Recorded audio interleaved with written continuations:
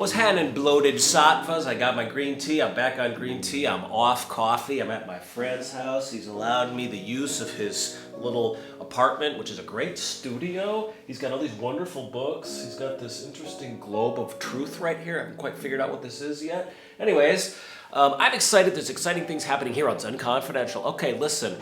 My friend Brad Warner is going to be staying in America and taking care of some personal business, which he's talked about on his channel, Hardcore Zen. So he's not going to be able to do the upcoming retreats he had planned to do here in Europe. So there are 2 retreats that I am going to be participating in and help to lead in his absence. They're in Hebden Bridge in England and Benediktushof in Germany. I'm going to put at the end of this video more information about that. Being a part of an upcoming retreat and in fact taking a leadership role within that retreat has gotten me thinking again about formal Zen practice. And the Hebden Bridge folks asked me to write sort of a theme for the retreat. And I said, I want to read to you what I wrote as the theme for this retreat. And then I want to talk a little bit about Zen. Okay. I said to Greetings Rebecca, I've come up with some text for the retreat. Not so much a theme, as that just seems like adding more stuff to people's lives that they have to think about or process, which is true.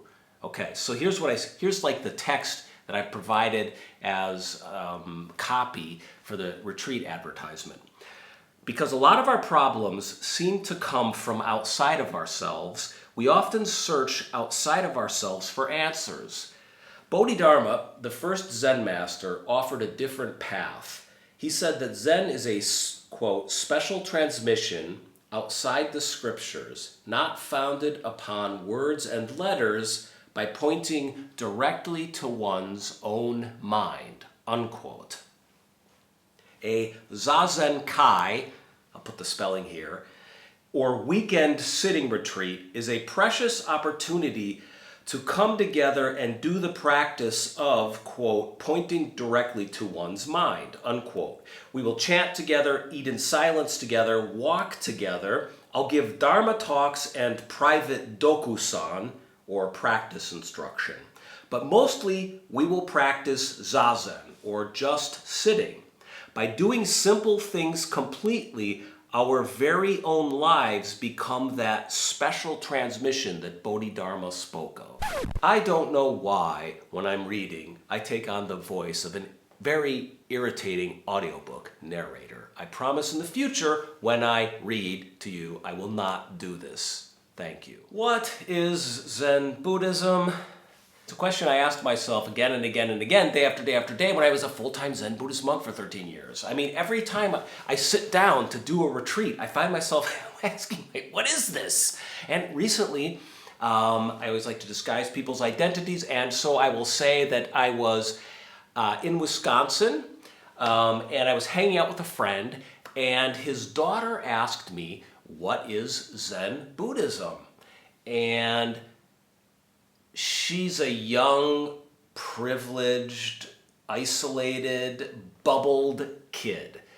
And I didn't quite know how to respond to her question. So I asked her a little bit about her own religious beliefs. And she told me that she's Catholic. And she said that she used to believe that you had to be a Catholic and you had to do good things, and if you did bad things, you would be forced into hell.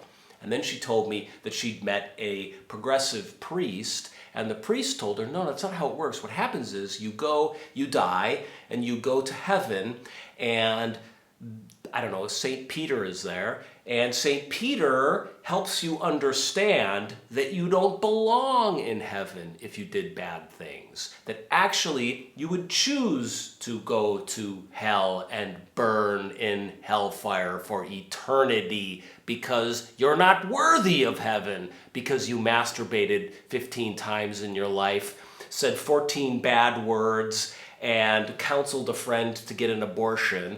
Therefore, I'm sorry, I'm being cynical here, but I'll walk. No, I won't. I actually, okay.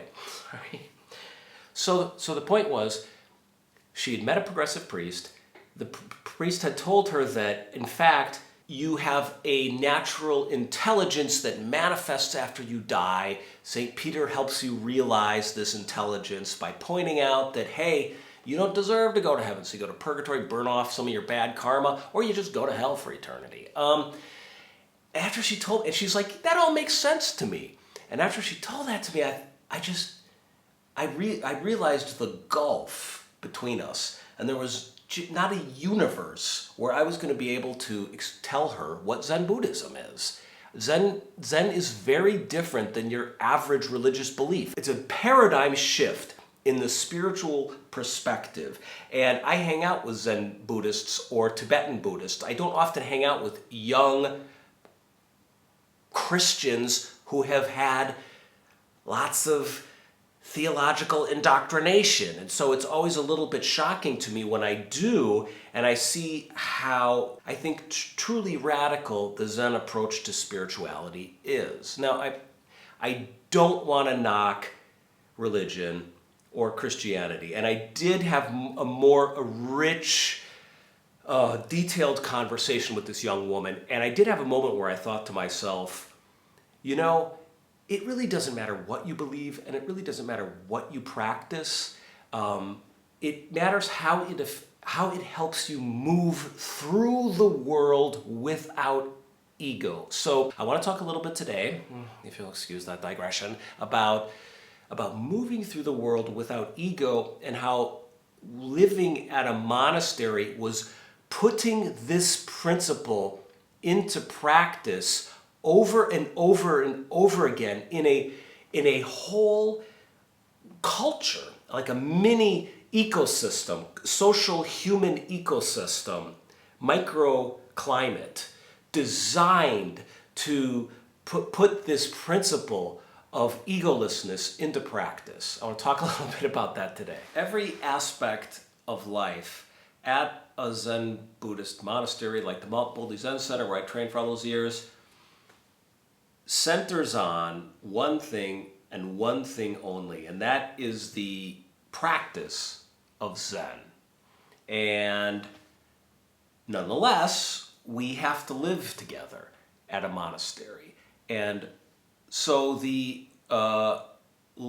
aspects of living together are divided up into roles of responsibility.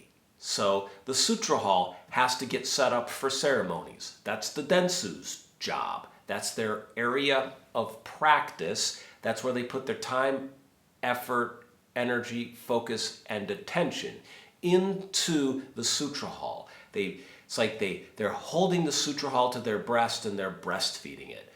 They're taking care of that space. That's not the best analogy. The kitchen, tenzo, is in charge of the health and well-being and bodies of the people on camp. So they're cooking, but they're not just cooking, they're taking note of the weather. Is it really, really cold? Are we like in the heart of winter? Then you don't serve a cold fruit at breakfast. You warm it up in a compote, right? Is it really, really hot? Serve a nice, nutritious, brothy soup so people can hydrate, okay? If you're the shika, you're the head monk, you're in charge of, I cut myself, and so I've been holding a Kleenex and getting the blood off. So I just threw that bloody Kleenex aside. Maybe you saw that.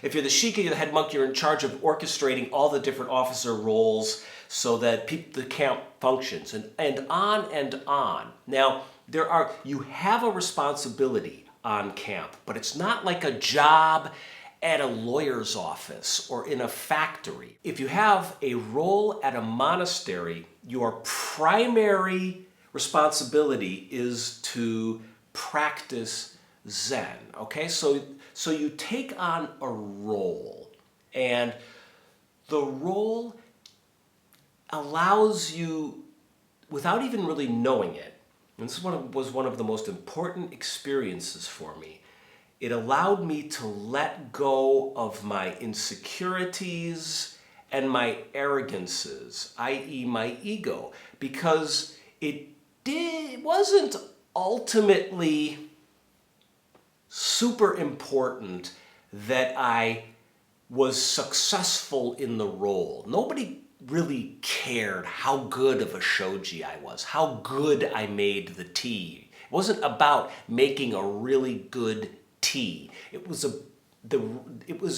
between me and my teacher, and in some sense my community, how well I was sincerely, humbly, and with focus and giving, I was doing the practice in that role. And so it allowed me to just step out of my own ego. And it was one of the most important experiences I've ever had in my life, was just taking on a role that didn't have to do with my own ego, me failing or succeeding. Like, you know, every aspect of my life, it's outside of the monastery, it seemed like it was always about success or failure. Like the role of a student in school, I was either succeeding or failing or average, mediocre, right? When I moved to Hollywood and I was being a stand-up comedian, I was either funny or not funny, usually not funny. When I worked at a production company, I was either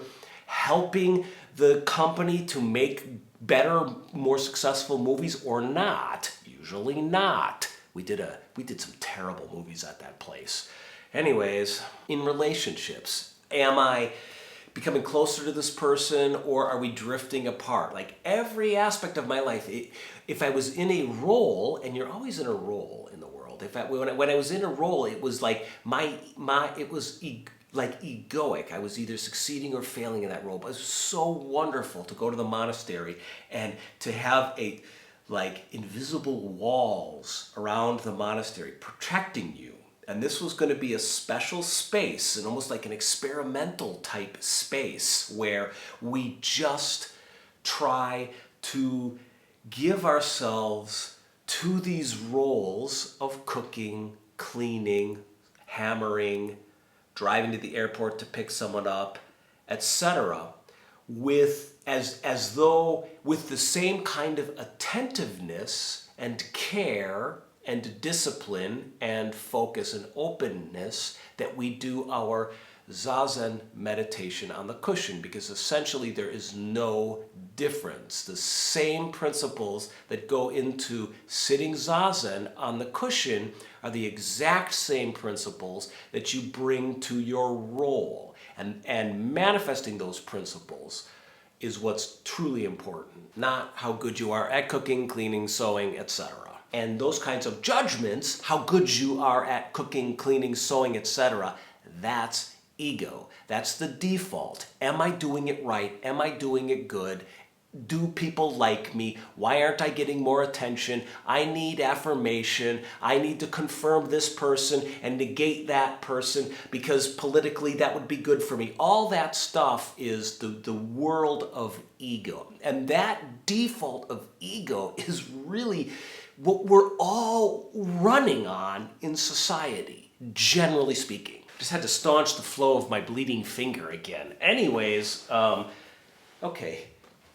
I'm going to get to my point now, because whenever I'm in a good mood, which I am today for some reason, I always do a tremendous amount of throat clearing if I happen to make a video that day, i.e., etc. Before I actually get to my point, I apologize for that. Here's my point.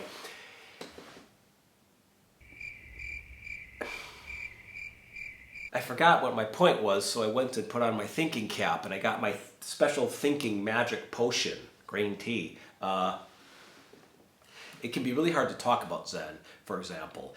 When I tried to do it with that young Catholic girl, it can be hard to sit in front of a group like I will have to do when I'm leading these Brad Warner retreats in about a month from now, and talk about Zen. It could be hard to do these things because it'd be hard to pinpoint Zen, because essentially I think the practice should melt into your life completely, so that you're just, as they say, chopping wood and carrying water. And there are just kind of these maybe moments where Zen manifests. So for me, Zen practice is the practice of continually waking up to the birth of the ego. Boy, that sounds complicated.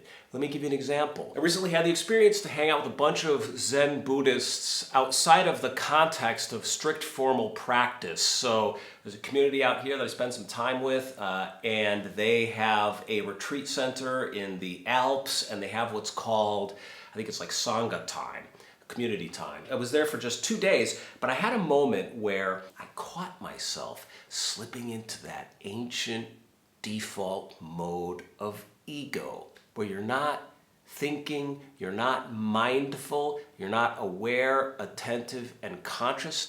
You're just unconsciously, unawaredly manifesting your lesser self, the self of fear, arrogance, overconfidence, and insecurity, all at the same time. And I made some stupid joke, and it wasn't benign. I didn't hurt anybody with my joke. It was just a flippin' dumb joke. And it came, as I said earlier, from anxiety and frustration, and it was sloppy. I was sloppy, okay? And I caught it, and I took that sloppy energy and I focused it on the people at the table with me, to whom I inflicted that dumb joke on. And I opened my ears and I paid attention to them. And this was something that I had learned at the monastery, okay? Instead of always scheming for myself, consciously or unconsciously, trying to get attention or get resources or get something for myself, instead of affirming myself consciously and unconsciously, in that moment, I gave my attention to the table. So there were eyes on the inside that caught the eye arising. I don't know how that happens. I've been talking a lot about this lately. I think that is what is referred to as Buddha nature in the texts, a natural awareness or intelligence, independent of us, grace inside of us. We've got a little grace machine, and grace is continually being made inside of us. We're spilling with grace, just waiting to be manifested. And I was able to see the ego. And then this is a Zen moment. This is Zen practice. Then I gave my energy back to the table. I felt so much better. It felt so good. It felt like I was living truthfully and cleanly. And I was doing my practice again, and I wasn't getting sloppy. I wasn't like, boy, I know you people know what I'm talking about. You know when you yourself get sloppy and you say careless, inconsiderate, unfunny, dumb things, right? Or you behave in a careless, inconsiderate, unfunny, or dumb manner? Like Zen there's so much discipline in Zen, in the form of sitting and in the form of a retreat, of being silent and completely, quote unquote, mindful of your surroundings, because you got to discipline yourself so that the natural intelligence and awareness can happen.